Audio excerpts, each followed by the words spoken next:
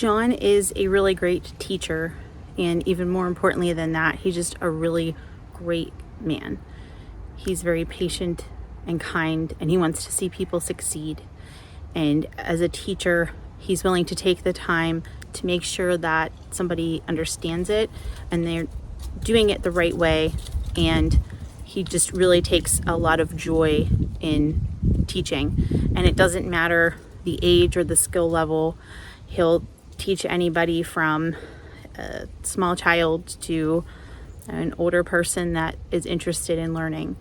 And that he's taught me everything that I know about retaining walls, so much so that I am the one who interfaces with all of the clients, who answers questions about walls, who does all of the bidding.